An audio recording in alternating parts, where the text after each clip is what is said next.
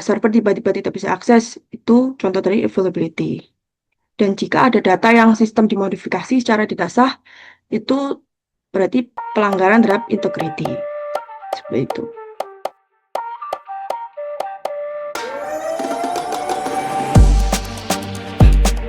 Selamat malam semuanya. Hari ini saya akan membahas sebuah topik yang sangat penting di era digital saat ini, yaitu security breach atau pelanggaran keamanan. Jadi kita hidup tuh di zaman yang sangat bergantung pada teknologi informasi. Ya hampir semua aktivitas baik itu bisnis, pendidikan maupun aktivitas pribadi itu berjalan dengan dukungan sistem digital. Dan namun hari ini eh, juga membuat kita semakin rentan terhadap berbagai ancaman cyber. Dalam kesempatan ini kita akan mencoba menjelaskan tentang apa itu security breach, jenis-jenis pelanggaran yang sering terjadi, dampaknya, dan bagaimana kita bisa mencegahnya. Nah, harapannya kita semua bisa menjadi lebih sadar dan tanggap terhadap risiko keamanan digital.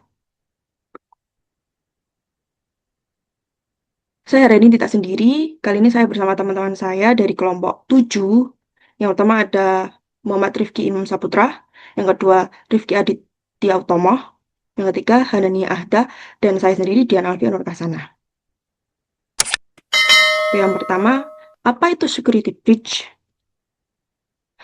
Security breach itu sebuah istilah yang digunakan untuk menggambarkan peristiwa ketika sistem keamanan sebuah organisasi itu dilanggar.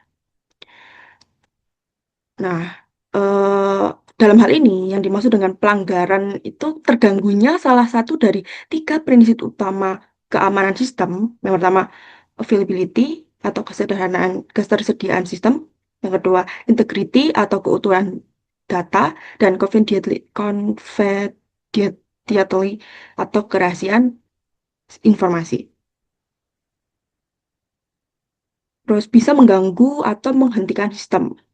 Nah, misalnya eh, contohnya itu ketika ada data pelanggaran data pelanggan yang bocor ke publik, itu contoh pelanggaran dari confidentiality. Lalu jika server tiba-tiba tidak bisa akses, itu contoh dari availability. Dan jika ada data yang sistem dimodifikasi secara tidak sah, itu berarti pelanggaran terhadap integrity. Seperti itu. Terus, security breach tidak selalu disebabkan oleh hacker atau malware. Kelalaian pengguna, kesalahan konfigurasi, bahkan email hoax juga bisa membuka celah keamanan. Oleh karena itu, penting bagi kita untuk memahami jenis-jenis pelanggaran agar bisa lebih waspada. Nah, jenis pertama itu denial of service atau DOS attack. DOS itu salah satu bentuk pelanggaran sistem yang cukup sering terjadi. Di sini tuh membuat sistem tidak bisa diakses. Jadi tujuan serangan itu membuat layanan tidak bisa diakses oleh pengguna yang sah. Nah, gimana caranya? DOS itu membanjiri sistem dengan permintaan-permintaan palsu yang sangat banyak sehingga server menjadi kewalahan dan tidak mampu melayani permintaan asli dari pengguna. Nah, DOS ini eh, jenisnya ada dua. Yang pertama logic attack, yang kedua flooding attack. Kalau logic attack itu eksploitasi kelemahan di sistem, eksploitasi kelemahan software. Jadi serangan yang memanfaatkan kelemahan dari software untuk membuat sistem crash. Kalau flooding attack itu membanjiri server dengan permintaan. Jadi eh, mengirimkan banyak sekali permintaan secara terus-menerus agar sistem kehabisan sumber daya. Nah, untuk melindungi dari serangan ini, salah satu solusi yang digunakan adalah IDPS atau Intrusion Detection and Prevention System yang dapat mendeteksi dan mencegah lalu lintas yang mencurigakan sebelum mencapai server utama. Oke, untuk selanjutnya silakan Kak Hana. Oke, next itu ada unacceptable web browsing behavior. Jadi dalam lingkungan kerja yang profesional itu biasanya perusahaan memiliki kebijakan yang mengatur bagaimana karyawan menggunakan internet saat bekerja.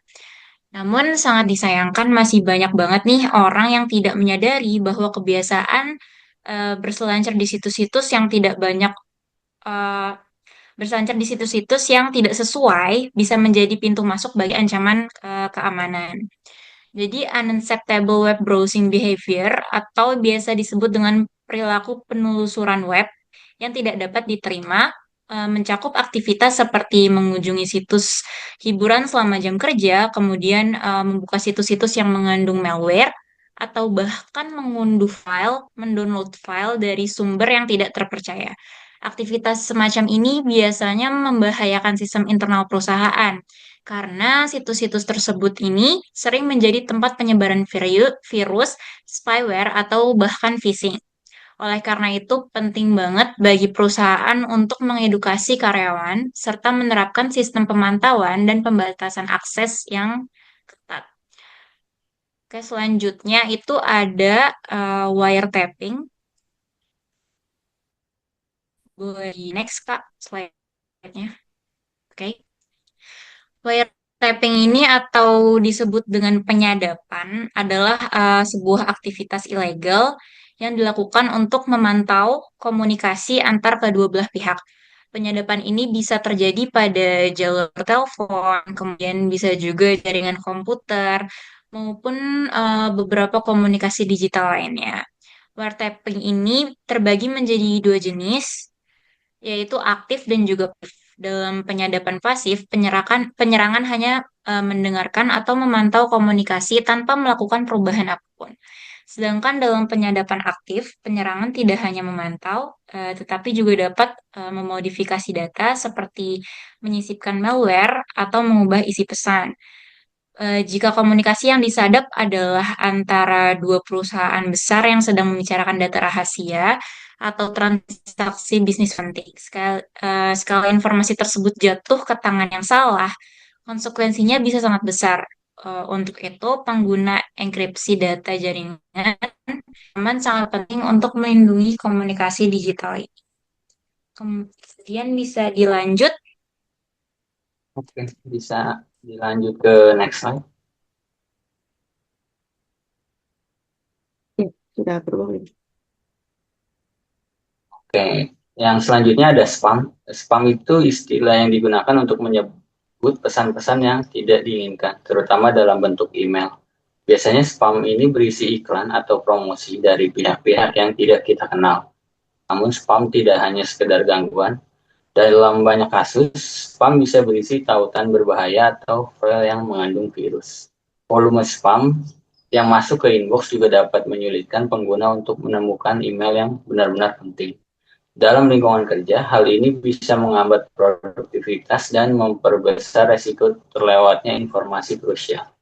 Oleh karena itu, penting untuk menggunakan filter spam yang efektif dan membiasakan diri untuk mengklik tautan dari sumber yang tidak dikenal.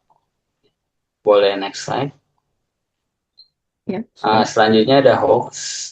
Jadi hoax itu adalah berita palsu yang informasinya belum tentu benar dan biasanya disebarkan untuk menimbulkan kepanikan, kebingungan, atau bahkan menjerumuskan penerima ke dalam jebakan cyber. Bentuk hoax yang paling umum biasanya datang melalui email, disertai dengan pesan yang provokatif, seperti waspada virus baru yang menyebar di komputer, atau klik link di ini untuk mendapatkan hadiah besar. Bahkan beberapa hoax menyisipkan file atau tautan yang jika diklik akan menginstal malware ke komputer korban. Itulah sebabnya penting bagi kita untuk tidak mudah percaya dan dengan informasi yang belum terverifikasi. Salah satu situs terpercaya untuk memverifikasi hoax adalah snopes.com. Dengan mengedukasi diri dan orang sekitar tentang cara mengenali hoax, kita turut menjaga keamanan digital bersama.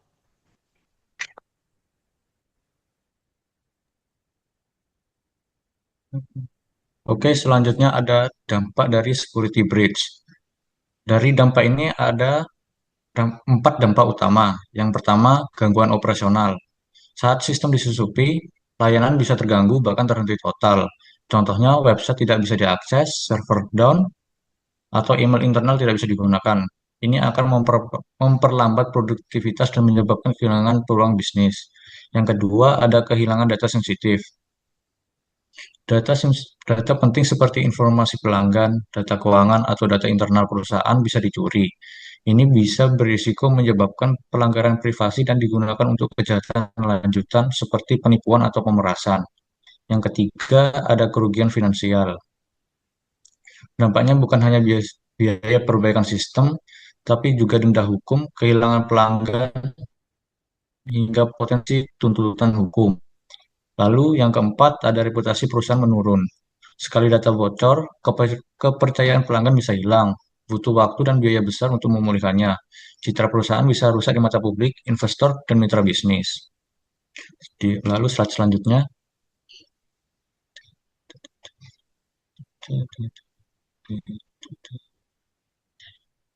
Lalu ada upaya pencegahannya. Untuk menghindari dampak tadi, bisa dengan melakukan tiga, ya, dengan 4 upaya, yaitu yang pertama, menggunakan IDPS dan firewall. Ini sangat penting untuk memantau lalu lintas jaringan dan mencegah akses tidak sah. Hal ini juga adalah garis pertahanan pertama terhadap serangan dari luar.